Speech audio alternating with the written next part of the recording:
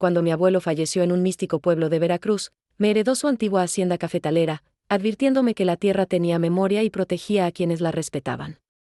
Mis tíos, una horda de vividores ambiciosos y resentidos, esperaban quedarse con el terreno para venderlo a una corporación hotelera. Al ver que el testamento oficial me nombraba heredera universal, desataron una guerra sucia, difundiendo el rumor de que yo había perdido la cordura por hablar sola de noche. Su plan maestro era maquiavélico. Pretendían declararme incompetente mental ante un juez corrupto para encerrarme en un hospital psiquiátrico y asumir el control legal de la propiedad. Una noche los escuché detrás de la vieja ventana de madera planear cómo plantarían sustancias y falsos amuletos de brujería en mi habitación para justificar mi supuesta demencia ante las autoridades locales. En ese instante decidí que usaría sus propias supersticiones y miedos más profundos para destruirlos. Mis tíos eran personas sumamente ignorantes y profundamente creyentes en las leyendas locales sobre nahuales, brujas y maldiciones de la tierra. Sabiendo esto, instalé cámaras térmicas ocultas y altavoces profesionales de alta fidelidad camuflados entre los densos árboles de café que rodeaban la casona. Contraté a un ingeniero de audio para diseñar una atmósfera sonora espeluznante que reaccionara exactamente a sus movimientos nocturnos cada vez que intentaran merodear por mi espacio. Para financiar su costoso complot legal y pagar los sobornos del juez y los falsos psicólogos, mi tío principal, Rogelio, pidió un préstamo prendario masivo utilizando como garantía los camiones de carga de su propia empresa distribuidora de grano. Él estaba completamente seguro de que en menos de un mes se adjudicaría la hacienda y la vendería por millones de dólares. Lo que no sospechaba era que el prestamista era un empresario aliado mío, quien firmó un contrato con cláusulas implacables. La primera noche del contraataque, mis tíos entraron en secreto al jardín para enterrar un frasco con tierra de cementerio cerca de mi puerta. En ese segundo, activé los sensores. Los altavoces reprodujeron un susurro gutural ultratumba con sus nombres reales, mientras las luces inteligentes parpadeaban emitiendo un tono carmesí opaco. El pánico los congeló por completo, salieron corriendo despavoridos, dejando tiradas las palas y los documentos falsificados que planeaban usar en mi contra. Al día siguiente, aproveché su desconcierto psicológico para asestar el golpe corporativo. Utilizando las copias de los documentos que dejaron tirados en su huida, mi equipo de abogados descubrió que Rogelio llevaba años evadiendo impuestos federales mediante una red de factureras falsas que operaban desde la distribuidora. Presentamos una denuncia formal e inmediata ante el Servicio de Administración Tributaria, congelando de manera preventiva todas sus cuentas bancarias comerciales. Con las cuentas congeladas y el rumor de que la hacienda del abuelo estaba protegida por un ente oscuro, el pánico financiero y la paranoia familiar se desataron por completo. Rogelio no pudo pagar la nómina de sus choferes, quienes de inmediato iniciaron una huelga masiva bloqueando las bodegas. Desesperado por dinero, intentó acelerar el dictamen del juez corrupto, ofreciéndole una jugosa comisión extra en efectivo que ya no poseía, cayendo directamente en la trampa que le tendí. Grabé cada una de las llamadas telefónicas de mi tío negociando los sobornos, gracias a un software espía que logramos instalar en su teléfono mediante un mensaje de texto anzuelo. Con esa evidencia contundente en nuestras manos, mi equipo legal acudió directamente ante la Fiscalía Anticorrupción del Estado. El juez, al enterarse de la investigación penal inminente en su contra, se lavó las manos de inmediato, desechando por completo el falso caso de mi supuesta locura mental. Para quebrar su espíritu por completo, organicé un evento teatral definitivo en la propiedad. Contraté a varios actores locales vestidos con ropajes negros y máscaras artesanales pesadas de animales, simulando un ritual ancestral en los límites de la hacienda durante una noche de tormenta. Mis tíos, vigilando desde lejos con binoculares, creyeron firmemente que yo controlaba a las fuerzas místicas de la región y que el terreno mismo cobraría una venganza de sangre contra ellos. La paranoia fue tan severa que mi tía comenzó a gastar los últimos ahorros de la familia contratando a supuestos chamanes y curanderos caros de Catemaco para que la protegieran de mi supuesta magia negra. Estos estafadores no hicieron más que exprimirles los pocos miles de pesos que les quedaban en efectivo, mientras yo observaba a través de mis sistemas de monitoreo cómo destruían su propia estabilidad mental y económica, alimentados únicamente por su enorme ignorancia. El tiempo del préstamo prendario se agotó sin que Rogelio pudiera liberar sus cuentas bancarias debido al estricto proceso de auditoría fiscal en su contra. Mi empresario aliado ejecutó de inmediato la cláusula de incumplimiento de pago, adjudicándose legalmente toda la flota de camiones de carga de la distribuidora de grano. En cuestión de una mañana, la empresa familiar que les tomó 20 años construir quedó completamente desmantelada y reducida a un cascarón vacío de deudas. Completamente derrotados y en la bancarrota absoluta, mis tíos recibieron el último golpe legal. Les notifiqué una demanda penal formal por intento de despojo, fraude procesal y difamación agravada, exigiendo una indemnización económica multimillonaria por los daños causados a mi reputación y a la productividad de la hacienda cafetalera. Al no tener dinero ni para pagar un abogado de oficio competente, el pánico de terminar tras las rejas los hizo perder la cordura real. Una madrugada de neblina intensa, acorralados por el fisco, sin empresa y aterrorizados por las supuestas apariciones místicas que mi sistema de audio seguía reproduciendo de forma aleatoria cerca de sus ventanas, mis tíos empacaron lo poco que les quedaba en bolsas de basura y huyeron del pueblo de forma cobarde. Abandonaron su enorme casa residencial, la cual pasó a remate judicial pocas semanas después para cubrir una mínima parte de las multas impuestas por el Estado. Compré esa residencia en el remate público a través de una empresa filial por una fracción de su valor real, expandiendo de forma masiva mis terrenos operativos. La antigua distribuidora de grano de Rogelio ahora funciona bajo mi control absoluto, empleando a los mismos choferes que él maltrataba, pero ahora con sueldos dignos y prestaciones de ley. Transformé el negocio en el principal centro de distribución de café orgánico de alta calidad de toda la zona sur del país. La vieja hacienda del abuelo florece hoy más que nunca, libre de la presencia de parásitos familiares ambiciosos. Mis tíos hoy viven hacinados en un cuarto rentado en los suburbs de una ciudad fronteriza, saltando de un empleo mal pagado a otro y viviendo con el miedo constante de que el karma o las supuestas brujas que ellos mismos crearon en sus mentes los encuentren. Aprendieron de la peor manera que con el legado de la familia y la mente de una empresaria no se juega. Sin embargo, la aparente victoria inicial desató una contraofensiva aún más sucia por parte de mis tíos. Al verse acorralados y sin la distribuidora de grano, Rogelio contactó directamente a los altos ejecutivos de la corporación hotelera extranjera que ambicionaba las tierras de la hacienda. Les vendió la idea de que, si aportaban su bufete de abogados corporativos para impugnar el testamento de mi abuelo, él le cedería el 60% del terreno a un precio de remate ridículo.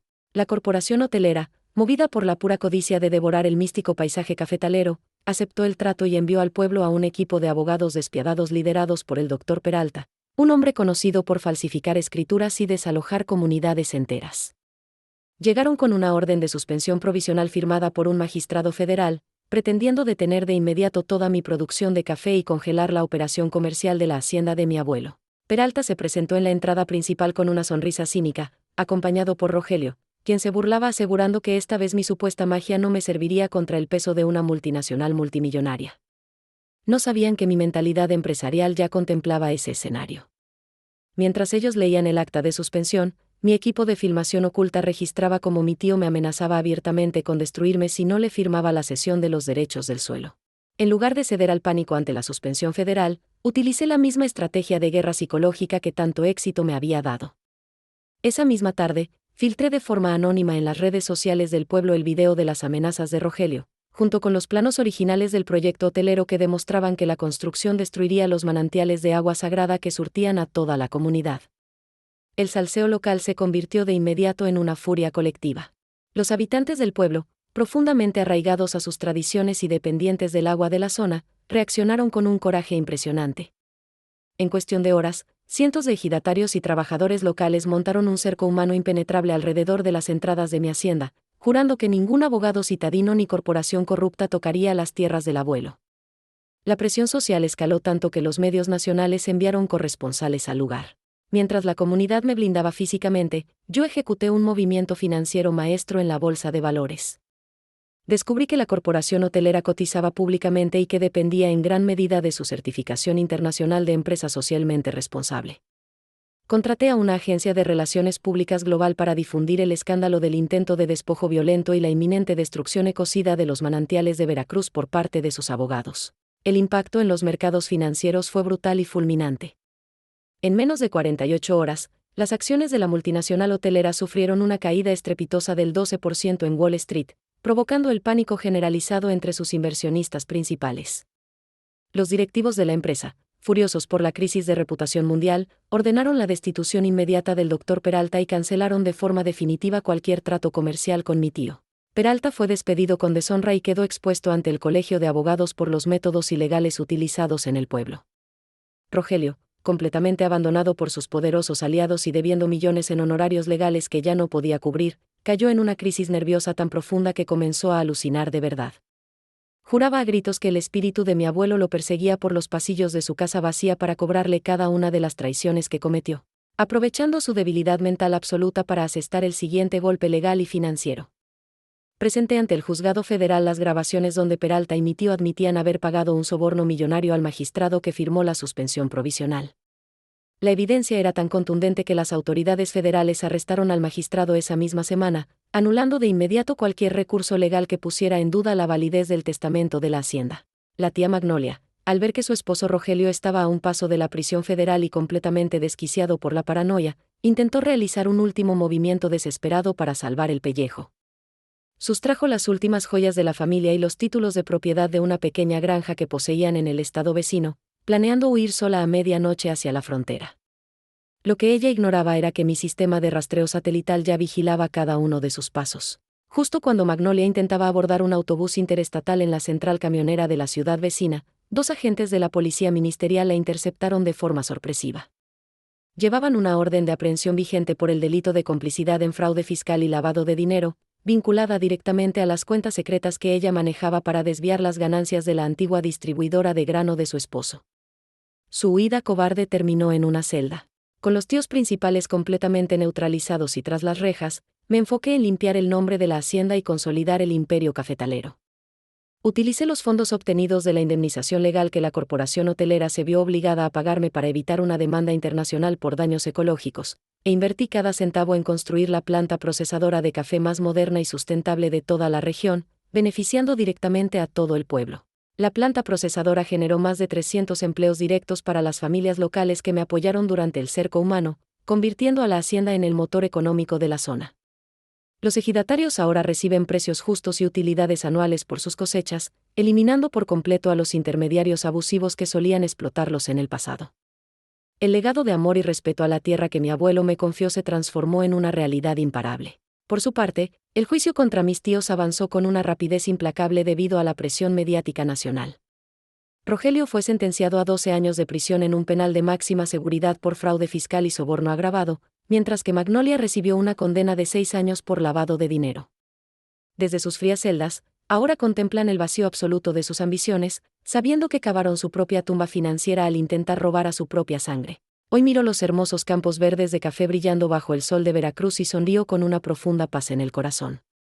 La casona de la hacienda luce imponente, protegida por la lealtad de un pueblo entero y la astucia de una gestión impecable.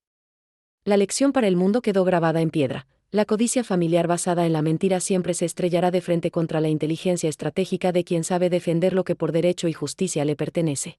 La paz en la hacienda parecía absoluta tras la caída de mis tíos, pero la envidia familiar es difícil de arrancar por completo. Mis primos, acostumbrados a vivir de las limosnas de sus padres y furiosos por quedar desheredados, decidieron tomar la batuta de la venganza.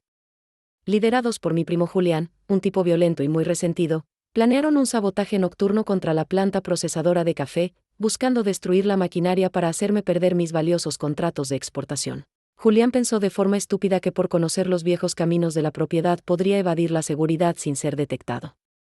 Lo que el infeliz ignoraba era que la remodelación de la hacienda incluía un sistema cerrado de vigilancia militar con sensores de movimiento y visión nocturna de alta definición. La madrugada en que él y 2 cómplices saltaron la barda perimetral portando bidones de gasolina, las alarmas silenciosas se activaron de inmediato en mi teléfono celular personal. En lugar de llamar rápido a la policía para que los arrestaran en la barda, preferí dejarlos avanzar para que el delito fuera flagrante y no tuvieran escapatoria alguna. Los observé en las pantallas de monitoreo cómo se infiltraban en el área de los silos de almacenamiento de grano, listos para provocar un terrible incendio que habría destruido el trabajo de meses de todo el pueblo.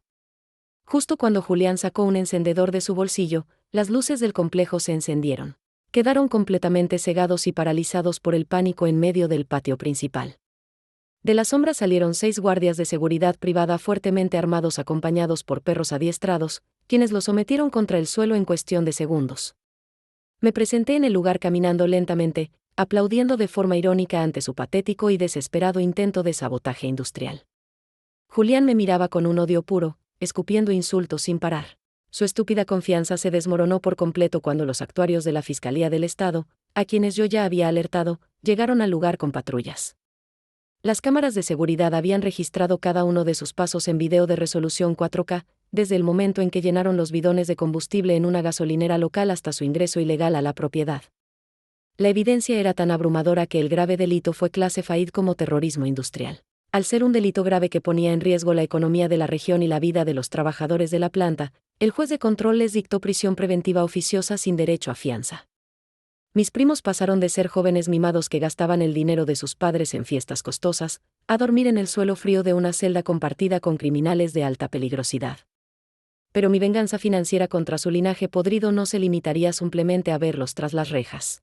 Utilicé el intento de sabotaje para interponer una demanda civil millonaria por daños y perjuicios potenciales contra los bienes de mis primos. Como no tenían ingresos propios, el juez ordenó el embargo de las 2 últimas propiedades que sus padres les habían heredado en vida antes de ir a prisión: un lujoso departamento en la zona residencial de la capital del estado y una lancha de carreras que Julián presumía constantemente en sus perfiles de redes sociales de forma activa. Tomé el control de ese departamento y lo convertí en una oficina de enlace comercial para mi marca de café orgánico, mientras que la lancha de carreras fue subastada públicamente para pagar los bonos de fin de año de los trabajadores de mi hacienda. Ver la cara de frustración de los abogados de mis primos al darse cuenta de que se habían quedado sin un solo centavo para pagar su propia defensa legal fue una experiencia sumamente placentera que disfruté de principio a fin. Con la caída de los hijos, el colapso de esa dinastía de parásitos familiares quedó completamente sellado ante los ojos de toda la sociedad del pueblo. Nadie en la región quería volver a escuchar el apellido de mis tíos, pues se había convertido en un sinónimo directo de traición, delincuencia y fracaso absoluto. Mientras ellos se hundían en la miseria moral de la cárcel, el prestigio internacional de mi café seguía escalando a pasos agigantados, atrayendo inversionistas. Un importante consorcio de cafeterías con sede en Francia me buscó para firmar un contrato de exclusividad por 5 años para distribuir nuestro grano en las principales capitales de Europa. El acuerdo garantizaba una inyección de capital tan masiva que me permitiría comprar todas las tierras colindantes a la hacienda, expandiendo nuestra capacidad de cultivo al triple. La firma del contrato se programó para realizarse en el gran salón de la casona de mi amado abuelo. Sin embargo, un último cabo suelto del pasado intentó empañar mi gran día internacional.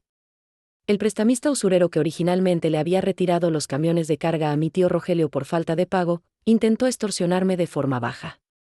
Argumentaba falsamente que poseía un pagaré antiguo firmado por mi abuelo donde supuestamente ponía como garantía prendaria una parte del terreno histórico de la hacienda, exigiéndome un pago de $100,000 en efectivo para no demandar. Ese usurero de mala muerte subestimó por completo mi capacidad de análisis financiero y legal. En lugar de asustarme o negociar con un delincuente, envié el supuesto pagaré a un laboratorio forense grafoscópico certificado por el Estado. El dictamen de los expertos confirmó lo que yo sospechaba desde el primer segundo: la firma de mi abuelo había sido burdamente calcada de un documento viejo, lo que constituía el delito grave de falsificación de documentos oficiales del Estado. Armada con el peritaje oficial irrefutable, acudí ante la Fiscalía de Delitos Financieros para interponer una denuncia penal inmediata por intento de fraude procesal y extorsión agravada en contra del usurero.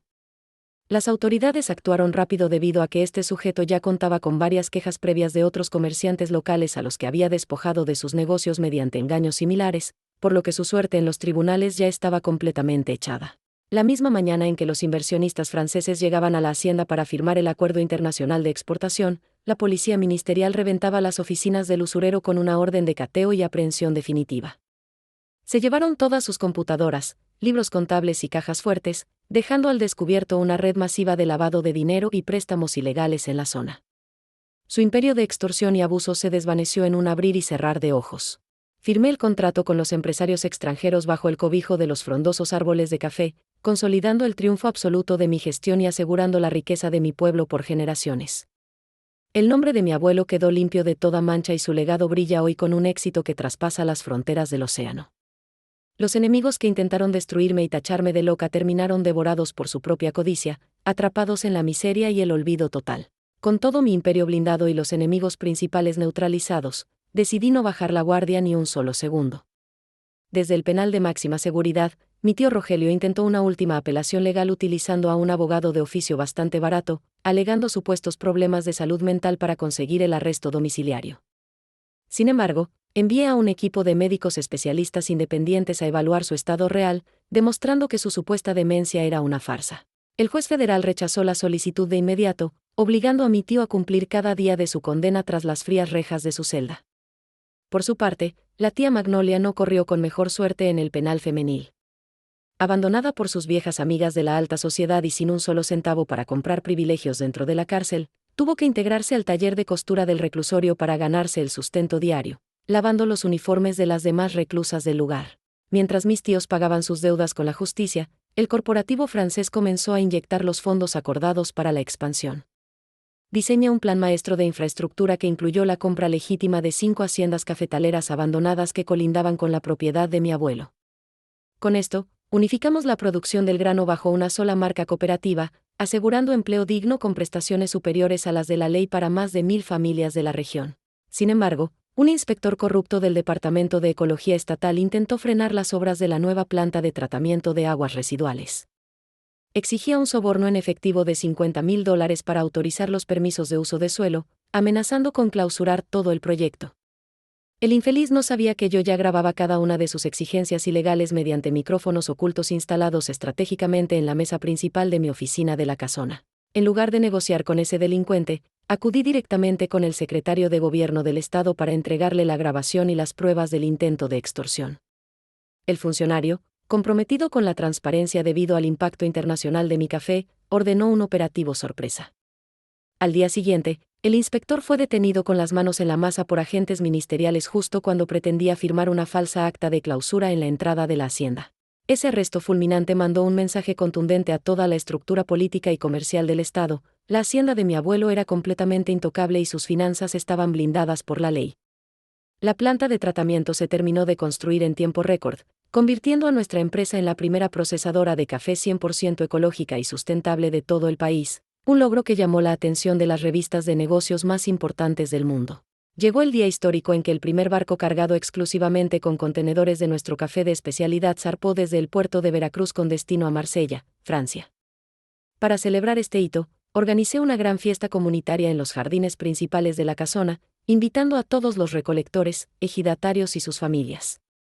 En medio de los aplausos y las lágrimas de alegría de la gente, develamos una estatua de bronce de mi abuelo en la plaza principal. Durante el evento, anuncié formalmente la creación de la Fundación Educativa de la Hacienda, una institución privada financiada con el 10% de todas nuestras ganancias de exportación en Europa. El objetivo principal de la fundación es otorgar becas universitarias completas a los hijos de nuestros trabajadores para que estudien carreras de agronomía, comercio internacional y finanzas corporativas, asegurando que el conocimiento técnico regrese directo al pueblo. Mientras el pueblo celebraba el inicio de una era de prosperidad, las noticias del destino final de mis enemigos llegaron a mis manos a través de mis asesores legales. Mi primo Julián, tras ser sentenciado por terrorismo industrial, fracasó rotundamente en su intento de adaptarse a la vida penitenciaria. Sin el dinero de sus padres para pagar protección, fue asignado a las tareas más pesadas del penal, pasando sus días limpiando los baños y pasillos del reclusorio bajo vigilancia. El abogado corrupto Peralta corrió con una suerte similar de destrucción absoluta. Tras perder de forma definitiva su cédula profesional por falsificación de documentos, el Colegio de Abogados lo vetó de por vida. Hoy en día trabaja como un simple auxiliar de limpieza en un despacho de abogados de mala muerte en la frontera, ganando el salario mínimo y soportando las humillaciones de jefes que solían temerle en el pasado cuando él ostentaba un poder judicial inmenso. El usurero extorsionador que intentó falsificar el pagaré antiguo de mi abuelo fue sentenciado a 15 años de prisión sin derecho a fianza en un penal estatal. Sus cuentas bancarias fueron congeladas permanentemente y todos sus bienes inmuebles obtenidos mediante el despojo ilegal fueron rematados por el gobierno federal para indemnizar a las decenas de comerciantes locales que habían sido víctimas de sus abusos financieros durante más de 2 décadas en la región sur. Hoy me levanto cada mañana antes del amanecer, camino por los frondosos senderos de la hacienda y observo la majestuosidad de los cafetales brillando bajo el sol veracruzano. La antigua casona familiar luce más imponente que nunca, convertida en el centro operativo de un imperio comercial que exporta calidad a todo el mundo. Las mentiras y complots de mis familiares ambiciosos no fueron más que el combustible que aceleró mi crecimiento empresarial y financiero absoluto. Aprendí que la verdadera justicia no se busca con arranques de violencia ni reclamos vacíos llenos de odio. La justicia real se ejecuta con la mente fría, analizando cada ley, cada documento y cada debilidad de tus oponentes hasta tener los elementos necesarios para borrarlos del mapa financiero. Mis tíos y primos pensaron que por ser una mujer joven podrían pisotearme y arrebatarme lo que no les pertenecía, pero terminaron dándome la lección más grande de mi vida. Ellos se quedaron en la completa miseria moral y económica de una celda fría, olvidados por todos y masticando el polvo de su propia derrota absoluta. Mientras tanto, yo sigo expandiendo los horizontes de nuestro negocio, honrando la memoria de mi abuelo y asegurando el bienestar de un pueblo entero que creyó en mí desde el primer segundo.